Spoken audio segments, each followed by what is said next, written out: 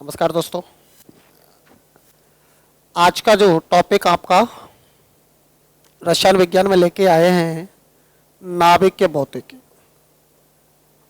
नाभिकीय भौतिकी आधुनिक विज्ञान के अंदर जो टॉपिक रहेगा वो आप लोगों का टॉपिक रहेगा दोस्तों रेडियो एक्टिवता। रेडियो एक्टिवता। तो आज का जो टॉपिक आप लोगों के पास में रहेगा ये रहेगा दोस्तों रेडियो एक्टिवता। रेडियो एक्टिवता आप लोगों को देखना रेडियो एक्टिवता क्या होता है।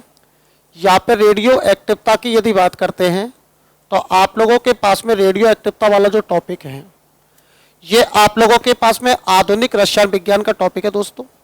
यहाँ पे रेडियो एक्टिवता की यदि बात करें तो सबसे पहले आप लोगों के पास में सन 1896 और 1896 में दोस्तों हेनरी बैकुरल, तो हेनरी बैकुरल जी के द्वारा सबसे पहले आप लोगों के पास में बताया गया था रेडियो एक्टिवता।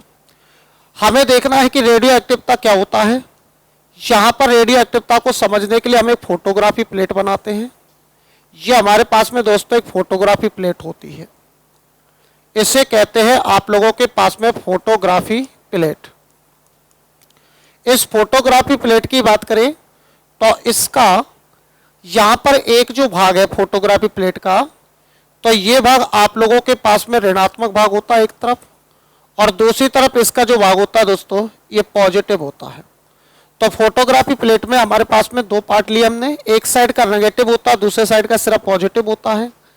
रेडियो एक्टिवता को समझने के लिए फोटोग्राफी प्लेट, और फोटोग्राफी प्लेट में अपन लेते हैं एक तत्व, जैसे कि आप लोगों के पास में यहाँ पर यूरेनियम तत्व की हम बात करते हैं। तो यूरेनियम तत्व जो होता है, इस यूरेनियम तत्व का जो परमाणु क्रमांक है दोस्तों 92 होता है, और आप लोगों के पास में लेके चले तो इसका जो परमाणु भार यानी कि द्रव्यमान संख्या 235 है। तो हमारे पास में हमने क्या लिया है, रेडियो एक्टिवता को समझने के लिए एक तत्व लिया यूरेनियम। यूरेनियम का परमाणु क्रमांक 92 है और ऊपर यानी कि द्रव्यमान संख्या 235 है। और जब भी हम किसी तत्व के ऊपर यानी कि यूरेनियम 235 एक तत्व है, और हम कह सकते हैं दोस्तों यदि कोई भी तत्व अपने आप यानी कि स्वतः ही विखंडित होता है, ऐसे तत्व आप लोगों के पास में जो स्वतः ही विखंडित होते हैं, और विखंडित होने के बाद आप लोगों को मालूम हो तो जो स्वतः ही विखंडित होते हैं और विखंडित होकर तीन किरणें उत्सर्जित करते हैं। यहाँ पर आप लोगों के पास में अल्फा, आप लोगों के पास में बीटा और आप लोगों के पास में गामा।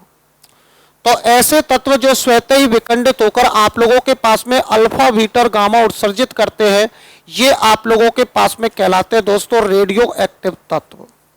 इन्हें हम रेडियो एक्टिव तत्व कहते हैं। और रेडियो एक्टिव तत्वों की यदि बात करते हैं तो रेडियो एक्टिव तत्व आप लोगों के पास में जो होते हैं, ये रेडियो एक्टिव तत्व आप लोगों के पास में होते हैं दोस्तों, ये परमाणु क्रमांक आप लोगों के पास में 82 से ऊपर के तत्व होते हैं। तो हम कह सकते हैं कि परमाणु क्रमांक 82 यानी परमाणु क्रमांक 82 और परमाणु क्रमांक 82 से ऊपर के जितने भी तत्व हैं ये सारे रेडियो एक्टिवता का गुण दर्शाते हैं। ये रेडियो एक्टिवता का गुण दर्शाते हैं। तो सुनिए दोस्तों, ऐसे तत्व ये स्वतः ही विखंडित होकर अल्फा, बीटा और गामा किरणों में उत्सर्जित होते हैं, रेडियो एक्टिव तत्व कहलाते हैं।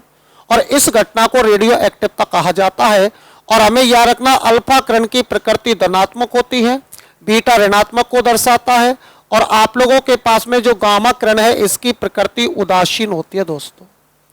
अल्फा धनात्मक होता है, बीटा ऋणात्मक होता है। गामा की प्रकृति की बात करें तो गामा की प्रकृति उदासीन होती है। ये रेडियो एक्टिव तत्व कहलाते हैं। लेकिन वर्ग विस्थापन के नियम की यदि बात करते हैं दोस्तों, यहां पर आप लोगों के पास में लेके चले तो देखिएगा, यहां पर लेके चले तो आप लोगों के पास में वर्ग विस्थापन, हमें देखना है कि वर्ग विस्थापन का नियम क्या होता है। तो वर्ग विस्थापन के नियम से लेके चलते दोस्तों, आप लोगों के पास में वर्ग विस्थापन के नियम की यदि बात करते हैं तो वर्ग विस्थापन के नियम को सबसे पहले सोडी के द्वारा बताया गया था। यहाँ पे सोडी जी ने दोस्तों वर्ग विस्थापन का नियम सबसे पहले दिया था। वर्ग विस्थापन के नियम में क्या होता है, किसी भी परमाणु जैसे कि आप लोगों के पास में हमने बाण में यूरेनियम 235 एक परमाणु लिया है, तो किसी भी परमाणु में से जब अल्फा किरण और जब बीटा किरण उत्सर्जित होते हैं, यानी कि इसमें से अल्फा कण और हमारे पास में बीटा कण जब निकलते हैं, तो किसी भी रेडियो एक्टिव तत्व की हम बात कर रहे हैं, और रेडियो एक्टिव तत्व में से अल्फा और बीटा कण जब उत्सर्जित होते हैं तो इनका जो परमाणु क्रमांक होता है, ये परमाणु क्रमांक जो होता है, इस परमाणु क्रमांक में परिवर्तन आ जाता है, और जब परमाणु क्रमांक में परिवर्तन आ जाता है तो उसे ही दोस्तों वर्ग विस्थापन का नियम कहा जाता है। चलो देखिएगा, यहां पर बाण में यूरेनियम 235, यहां पर हमने एक परमाणु लिया है, अगर इसमें से अल्फा कण उत्सर्जित होता है तो इसका परमाणु क्रमांक 90 और इसका जो परमाणु भार यानी द्रव्यमान संख्या 231 होता है। यदि बीटा कण उत्सर्जित करते हैं तो इसका परमाणु क्रमांक 93 और इसका जो परमाणु भार होता है वो आप लोगों के पास में 235 होता है।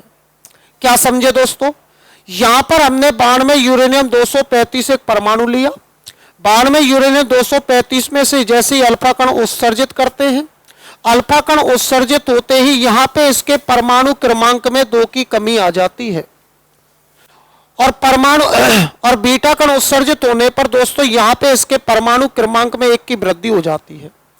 तो जब भी परमाणु क्रमांक में कोई परिवर्तन आता है, इसको वर्ग विस्थापन का नियम कहा जाता है, जो कि सोडी ने इसे सबसे पहले बताया था।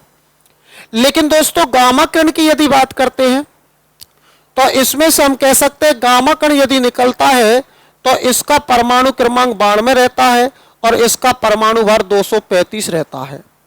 यानी कि जब किसी परमाणु के नाभिक में से गामा कण उत्सर्जित होते हैं तो उसका जो परमाणु क्रमांक है और परमाणु भार है, दोनों के दोनों अपरिवर्तित होते हैं। बहुत ही अच्छा इंपॉर्टेंट माना जाता है, ज्यादातर एग्जामों में यहां से प्रश्न पूछे जाते हैं। दोस्तों यहाँ पे देखिए, एक बार पुनः मैं आपको बता दूं, बाण में यूरेनियम 235 हमने एक परमाणु लिया है। बाण में यूरेनियम 235 परमाणु में से आप लोगों के पास में जैसी अल्फा कण उत्सर्जित होता है तो इसके परमाणु क्रमांक में 2 की कमी आती है, और यहां पर इसका जो परमाणु भार यानी द्रव्यमान संख्या है, इसमें 4 की कमी आती है।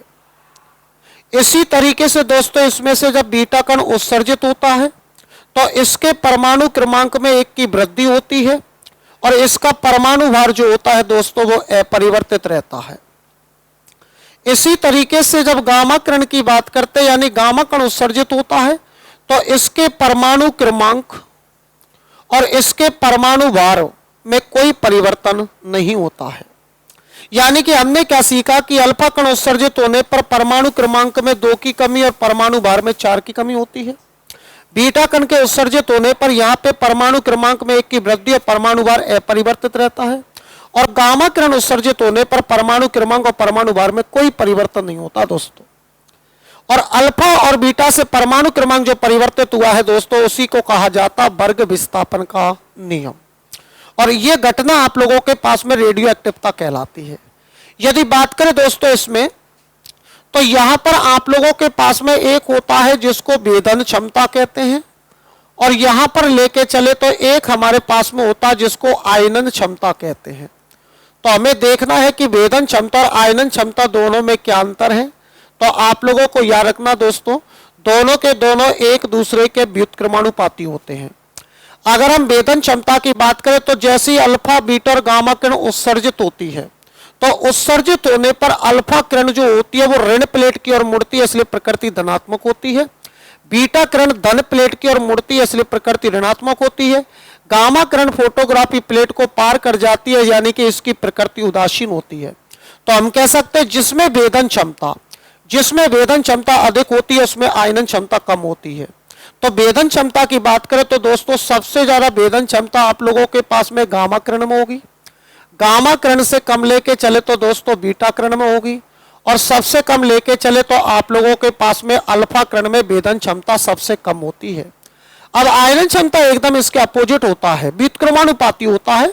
उल्टा करने पर यह पता चला कि आप लोगों के पास में सर्वाधिक आयनन क्षमता अल्फा में होती है, अल्फा से कम दोस्तों आपके बीटा में होती है, और बीटा से कम लेके चले दोस्तों तो आप लोगों के पास में गामा में होती है।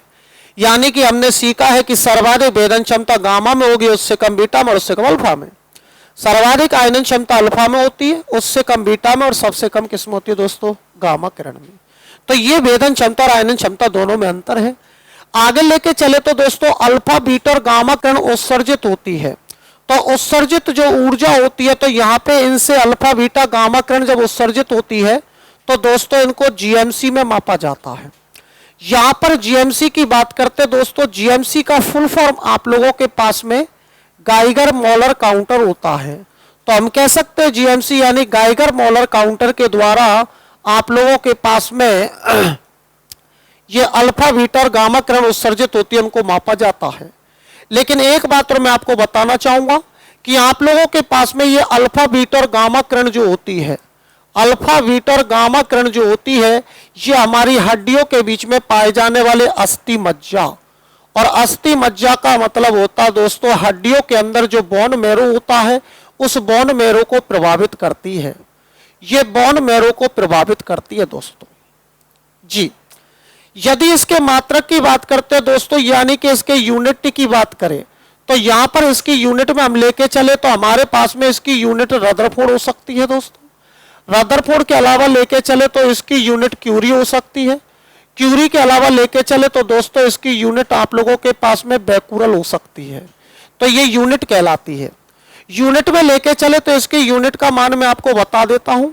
यदि यहां पर आप लोगों से क्यूरी का मान यदि पूछा जाता है तो एक क्यूरी बराबर आप लोगों के पास में 3.7 गुणा 10 की घात 10 विखंडन प्रति सेकंड होता है दोस्तों।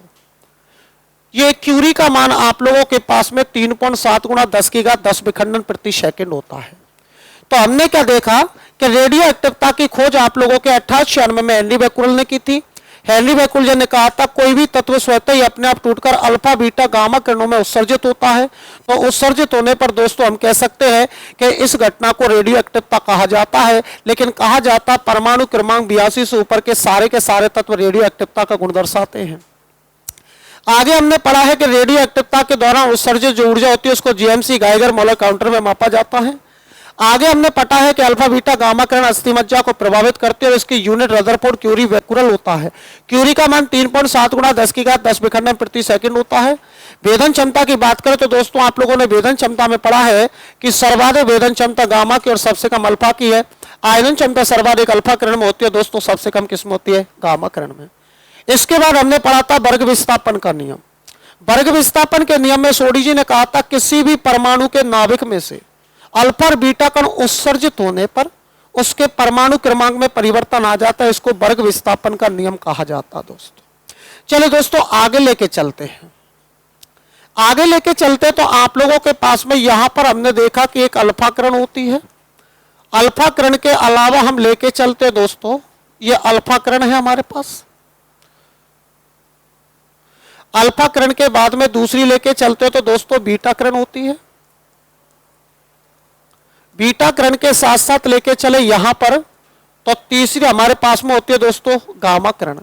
तीनों में अंतर थोड़ा सा कर देता हूं आप लोगों के पास में कि अल्फा बीटा और गामा जो किरण होती है तीनों में क्या अंतर है। हाँ तो सुनिए दोस्तों, यहां पर आपको अल्फा किरण, यहां पर आपको बीटा किरण और ये गामा किरण, तीनों में हमें क्या करना है कि इन तीनों में क्या डिफरेंट है। यहाँ पे तीनों के अंतर की हम करते हैं कि तीनों में क्या अंतर है, यानी कि तीनों में हम तुलना करते हैं और तीनों में तुलना करने पर हमें क्या पता चलेगा। देखिए अल्फा बीटा और गामा किरण, तो दोस्तों सबसे पहले हम लेके चलते तीनों के यहाँ पे खोजकर्ता। यहाँ पे तीनों के खोजकर्ता की यदि बात करें तो यहाँ पर अल्फा किरण की खोज करने वाले व्यक्ति रदरफोर्ड, अल्फा किरण की खोज रदरफोर्ड ने की है। इसी तरीके से बीटा किरण में लेके चले दोस्तों तो बीटा किरण की खोज भी आप लोगों के रदरफोर्ड जी ने की है। इसके अलावा लेके चले दोस्तों तो यहां पर गामा किरण की खोज की हम बात करते हैं तो गामा किरण की खोज हेनरी बैकुरल जी के द्वारा की गई है। तो अल्फा बीटा और गामा किरण तीनों में अंतर यदि हम लेके चले तो तीनों में क्या अंतर है दोस्तों ये देखना है। अल्फा किरण की खोज रदरफोर्ड, बीटा किरण की खोज भी रदरफोर्ड ने, गामा किरण को हेनरी बैकुरल जी ने खोजा है। अल्फा बीटा रदरफोर्ड ने खोजा है, गामा किरण को बैकुरल ने खोजा है। इसके बाद में यदि तीनों की प्रकृति की हम बात करेंगे तो तीनों की प्रकृति यदि लेके चलते हैं, यहां पर हम कह सकते हैं अल्फा कण की प्रकृति धनात्मक होती है। धनात्मक का मतलब आप लोग कह सकते हो हीलियम द्विआवेशित, ये आप लोगों के पास में जो कहलाती है इसको हीलियम द्विआवेशित कहते हैं। हीलियम द्विआवेशित इसकी प्रकृति कहलाती है दोस्तों धनात्मक, यह अल्फा कण की प्रकृति होती है। इसके बाद में दोस्तों यहां पर बीटा कण की यदि बात करते हैं, बीटा कण की प्रकृति आप लोगों के पास में ऋणात्मक होती है, यह ऋणात्मक को दर्शाती है। यहां पर गामा कण की प्रकृति की बात करते हैं दोस्तों उदासीन होती है। उदासीन का मतलब आप कह सकते हो यह विद्युत चुंबकीय तरंग को दर्शाती है, यह स्वभाव में विद्युत चुंबकीय तरंग होती है दोस्तों, विद्युत चुंबकीय तरंग। विद्युत चुंबकीय तरंगों की बात करें तो विद्युत चुंबकीय तरंगों को खोजने वाले व्यक्ति आप लोगों के पास में मैक्सवेल थे। ये मैक्सवेल ने खोजा था विद्युत चुंबकीय तरंग। और विद्युत चुंबकीय तरंगों की बात करते हैं तो दोस्तों आप लोगों के पास में फोटोन कण होता है, और हम कह सकते हैं फोटोन कण के माध्यम से विद्युत चुंबकीय तरंग, यानी विद्युत चुंबकीय तरंग सीधी सीधी भाषा में कहना चाहे तो फोटोन कण की बनी होती है। यहाँ पे विद्युत चुंबकीय तरंग यानी कि मैक्सवेल जी के द्वारा इसको खोजा गया था। ये तीनों की प्रकृति है। आगे हम कहना चाहेंगे कि अल्फा कण की प्रकृति हीलियम द्विआवेशित धनात्मक होती है, लेकिन दोस्तों हम कह सकते हैं कि यहाँ पे अल्फा कण में लेके चलेंगे तो आप लोगों के पास में सर्वाधिक आयनन क्षमता, ये सर्वाधिक आयनन जो क्षमता भी पाई जाती है ये अल्फा कण में ही होती है। सर्वाधिक आयनन क्षमता होने पर हम कह सकते हैं कि अल्फा कण में आप लोगों के पास में यानी कि सबसे कम, यानी कि हम कह सकते हैं आप लोगों के पास में सबसे कम भेदन क्षमता, तो सबसे कम जो भेदन क्षमता होती है दोस्तों ये अल्फा कण में ही होती है। यानी कि क्या समझे कि सर्वाधिक जो भेदन क्षमता है, सबसे कम जो भेदन क्षमता और सर्वाधिक आयनन क्षमता यानी कि आप लोगों के पास में जो होती है ये आप लोगों के पास में किस्म होती है अल्फा कण में। यदि बीटा कण की बात करते हैं तो बीटा कण में लेके चले तो दोस्तों सुनिएगा, यहां पर हम कह सकते हैं कि आप लोगों के पास में ये जो होती है इलेक्ट्रॉन, यानी कि हम कह सकते हैं इलेक्ट्रॉन के समतुल्य होती है, इलेक्ट्रॉन के समान होती है। हम कह सकते हैं इलेक्ट्रॉन के समतुल्य, और समतुल्य का मतलब होता है हम कह सकते हैं इलेक्ट्रॉन के समान होती है। जिस तरीके से इलेक्ट्रॉन है उसी तरीके से आप लोगों के पास में बीटा कण होती है दोस्तों। गामा कण की बात करें तो गामा कण जो होता है दोस्तों, गामा कण की विशेषताओं की बात करें तो हम कह सकते हैं कि गामा कण में आप लोगों के पास में सर्वाधिक भेदन क्षमता गामा कण में पाई जाती है दोस्तों। सर्वाधिक भेदन क्षमता के साथ साथ आप कह सकते हो कि आप लोगों के पास में सबसे कम आयनन क्षमता, तो सबसे कम आयनन क्षमता भी जो होती है ये आप लोगों के पास में दोस्तों किसके अंदर होती है, तो आप लोगों के पास में जो होती है ये यहां पर जो होती है दोस्तों ये गामा कण में होती है। तो देखिए दोस्तों दोनों एक दूसरे के अपोजिट है। गामा कण के अंदर भेदन क्षमता अधिक होती है, आयनन क्षमता सबसे कम होती है। अल्फा कण के अंदर लेके चले तो इसके अंदर आयनन क्षमता सर्वाधिक होती है और भेदन क्षमता सबसे कम होती है। तो इस तरीके से ये तीनों में अंतर है। आगे लेके चले तो दोस्तों देखिए यहां पर गामा कण की बात करते हैं तो इसका प्रयोग आप लोगों के पास में कैंसर के उपचार में करते हैं। गामा कण का प्रयोग कैंसर के उपचार में किया जाता है। कैंसर के उपचार के अलावा मैं आपको बता दूं कि शरीर में गहराई तो हम कह सकते हैं शरीर में गहराई तक प्रवेश करती है, और शरीर में सीधी गहराई तक प्रवेश करने के कारण इसका जो प्रयोग किया जाता है वो आप लोगों के पास में कैंसर के उपचार में किया जाता है गामा कण। तो गामा कण का प्रयोग कैंसर के उपचार में ले सकते हैं क्योंकि शरीर में गहराई तक ये प्रवेश करती है। तो इस तरीके से आप लोगों के पास में अल्फा बीटा और गामा कण तीनों में अंतर हुआ। एक बार पुनः देखिएगा, अल्फा कण की खोज आपके रदरफोर्ड जी ने की है। यहाँ पर लेके चले बीटा कण की खोज रदरफोर्ड है, यहाँ पे हेनरी वेकुल जिनके द्वारा गामा कण को खोजा गया। यदि बात करें दोस्तों प्रकृति की तो अल्फा कण धनात्मक होती है, बीटा ऋणात्मक होती है। गामा कण आपके उदासीन होती है, लेकिन विद्युत चुंबकीय तरंग स्वभाव में विद्युत चुंबकीय तरंगों को दर्शाती है। और आप लोगों को याद होना चाहिए विद्युत चुंबकीय तरंग आपके फोटोन कण की बनी होती है। यहां पर मैक्सवेल जी ने इसको खोजा था और इसका प्रयोग कैंसर के उपचार में करते हैं क्योंकि शरीर में गहराई तक प्रवेश करती है। आगे लेके चले तो आपको याद रखना है कि यहाँ पे भेदन क्षमता सबसे ज्यादा और आयनन क्षमता सबसे कम होती है गामा कण में। यहाँ पर हमें याद रखना है सर्वाधिक आयनन क्षमता और सबसे कम भेदन क्षमता किसमें होती है, अल्फा कण में। तो दोस्तों ये तीनों में क्या था अंतर।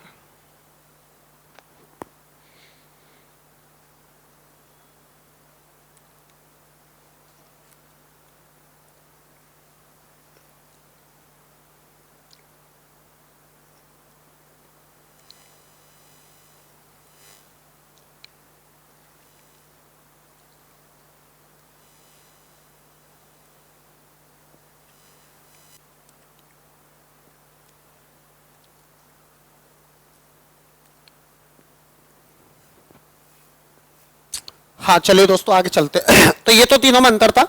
टॉपिक को आगे लेके चले तो सुनिए साहब यहां पर आप लोगों के पास में कुछ महत्वपूर्ण रेडियो समस्थानिक हम लेके चलेंगे। कुछ महत्वपूर्ण जो रेडियो समस्थानिक है दोस्तों, जिनके ज्यादातर एग्जामों में यूज पूछे जाते हैं, कुछ महत्वपूर्ण रेडियो समस्थानिक की हम बात करने जा रहे हैं दोस्तों। महत्वपूर्ण रेडियो समस्थानिक क्या होता है, यदि इसकी बात करें तो सुनना। आप लोगों के पास में हमको क्या देखना है कि कुछ महत्वपूर्ण रेडियो समस्थानिक क्या होते हैं। रेडियो समस्थानिक में आप लोगों को दोस्तों पहले समस्थानिक के बारे में मैंने आपको बता भी दिया है। यहां पे यदि हम समस्थानिक की बात करते हैं, समस्थानिक यानी आइसोटॉप्स, ये आइसोटॉप्स के बारे में दोस्तों पहले ही बताया था मैंने। आपसे कहा था परमाणु क्रमांक, पिछली क्लास में आप देख सकते हो, परमाणु क्रमांक यानी कि आप लोगों के पास में समान होना चाहिए और जिसमें आप लोगों के पास में द्रव्यमान संख्या असमान यानी अलग अलग होती है। तो हम कह सकते हैं इस तरीके से दोस्तों कि आप लोगों के पास में जिसके अंदर परमाणु क्रमांक की संख्या समान होती है और द्रव्यमान संख्या अलग अलग होती है, ये हमारे पास में दोस्तों आइसोटॉप्स यानी समस्थानिक कहलाते हैं। फॉर एग्जाम्पल यदि लेके चलते तो फॉर एग्जाम्पल में आप लोगों को पिछली क्लास में मैंने बताया था 1H1, यहाँ पे 1H2 और 1H3, ये तीनों के परमाणु क्रमांक आप लोगों के पास में समान है, ये समस्थानिक कहलाता है। आगे लेके चले तो आप लोगों के पास में आगे लेके चले तो देखिए ये C6 12 है, C6 13, C6 14 और C6 15 और C6 16, यानी कि हम कह सकते हैं यहाँ पे कार्बन के जो परमाणु क्रमांक है दोस्तों समान है, तो ये समस्थानिक होते हैं। अब देखना रेडियो एक्टिव तत्व के समस्थानिक जिनके यूज ज्यादातर एग्जामों में पूछे जाते हैं। एक चीज और आप लोगों को बताना चाहूंगा कि यहां पे अपन कह सकते हैं कि मानव निर्मित आप लोगों के पास में मानव निर्मित पहला कृत्रिम रेडियो एक्टिव तत्व, कृत्रिम रेडियो एक्टिव तत्व हमारे पास में दोस्तों पोलोनियम है। ये पोलोनियम, और हमें याद रखना है पोलोनियम को पीओ से दर्शाते हैं।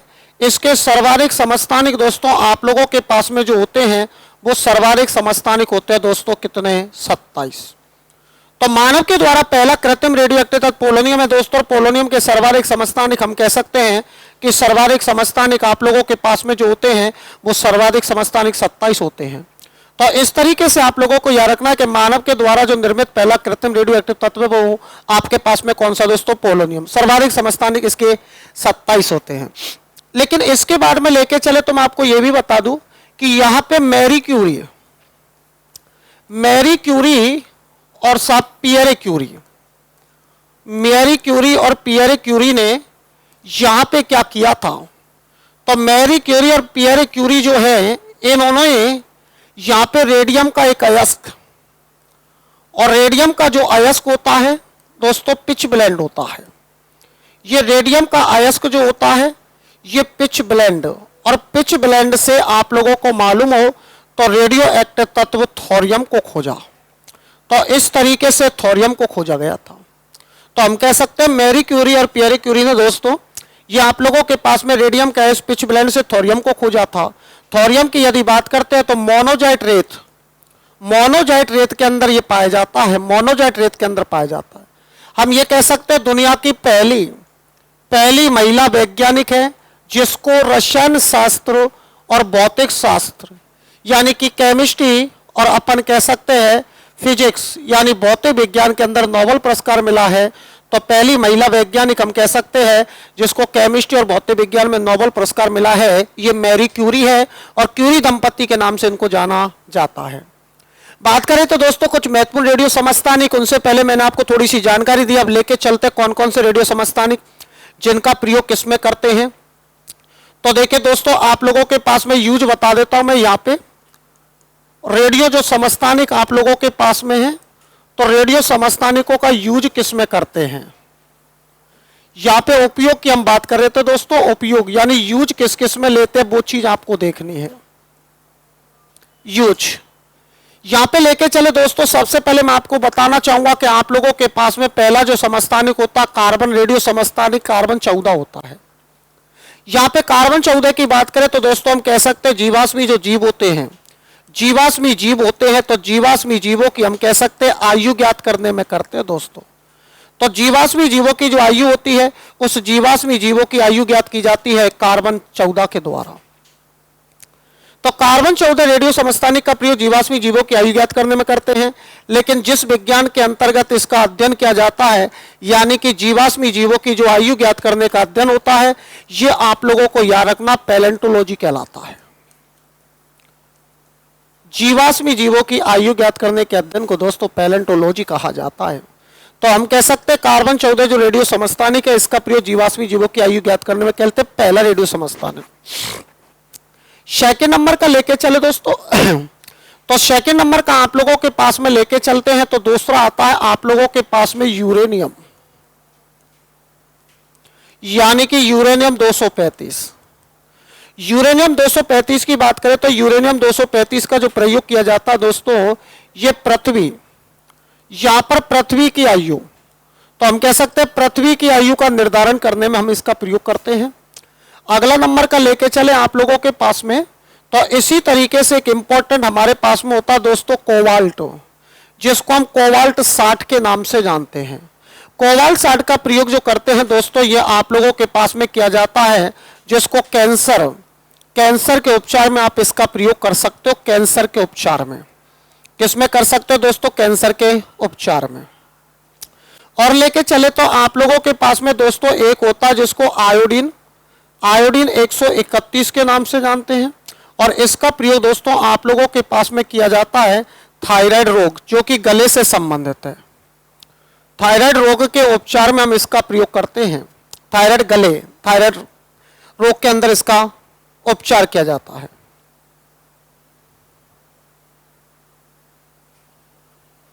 इसके बाद में लेके चले तो आप लोगों के पास में एक फास्फोरस और फास्फोरस 32 का प्रयोग करते हैं दोस्तों इसी तरीके से हड्डियों के उपचार में। ये हड्डियों के उपचार में होता है आप लोगों के पास में, हड्डियों के उपचार में, हड्डियों के उपचार में। इसके बाद में लेके चले दोस्तों तो आप लोगों के पास में यहां पे ले सकते हैं आप लोग फेरस 59 Fe। ये आप लोगों के पास में, एक मिनट रुकिए, ये है आप लोगों के पास में फेरस 59, जैसे Fe से दर्शाते हैं। इसका प्रयोग जो करते हैं दोस्तों एनीमिया रोग के उपचार में करते हैं। एनीमिया रोग यानी कि आप लोगों के पास में खून की जो कमी आती है, आयरन की जब कमी आ जाती है यानी आरबीसी, और जब इसकी कमी आती है एनीमिया रोग, तो एनीमिया रोग के उपचार में लेते हैं। इसके साथ साथ लेके चले तो आप लोगों के पास में दोस्तों एक होता है जिसको आर्सेनिक कहते हैं, यानी आर्सेनिक 74 का जो यूज करते हैं, ये हमारे पास में हम कह सकते हैं कि दिमाग के ट्यूमर हो, तो दिमाग के जो ट्यूमर बनता है, दिमाग के अंदर ट्यूमर का पता लगाने में दोस्तों इसका प्रयोग किया जाता है। ये दिमाग के ट्यूमर का पता लगाने में करते हैं आर्सेनिक। और लेके चले तो दोस्तों आप लोगों के पास में इसी तरीके से एक होता है ओरम 198। इसका प्रयोग दोस्तों आप लोगों के पास में आंख और त्वचा संबंधी रोगों के उपचार में लेते हैं। इसी तरीके से हम और लेके चले तो दोस्तों हमारे पास में गैलियम 67 होता है, और गैलियम 67 का जो प्रयोग करते हैं ये हम करते हैं दोस्तों संक्रामक रोगों के उपचार में। जो संक्रमण रोग होते हैं, संक्रामक रोग होते हैं, उनके उपचार में लेते हैं। इसी तरीके से हम ले सकते हैं दोस्तों पोटेशियम 40, और पोटेशियम 40 की यदि बात करें तो पोटेशियम 40 का प्रयोग करते हैं दोस्तों हृदय धड़कन के नियंत्रण में। तो हृदय धड़कन जो होता है धड़कन के नियंत्रण में हम इसका प्रयोग करते हैं। तो ऐसे कुछ रेडियो समस्थानिक के दोस्तों ज्यादातर एग्जामों में पूछे जाते हैं आप लोगों के पास में, तो ये इनके यूज होते हैं। पहला आप लोगों ने पढ़ा था कार्बन 14, जिसका प्रयोग जीवाश्मी जीवों की आयु ज्ञात करने में करते हैं दोस्तों, जीवाश्मी जीवों की आयु ज्ञात करने में। अगला लेके चले तो इसी तरीके से आप लोगों के पास में लिया था यूरेनियम, इसका प्रयोग पृथ्वी के उपचार में लेते हैं, यूरेनियम 235 जिसे कहते हैं। ये कार्बन 14 है, जीवाश्मी जीवों की आयु ज्ञात करते हैं दोस्तों। इसके बाद में लेके चले तो कोबाल्ट 60, और कोबाल्ट 60 का प्रयोग कैंसर के उपचार में करते हैं।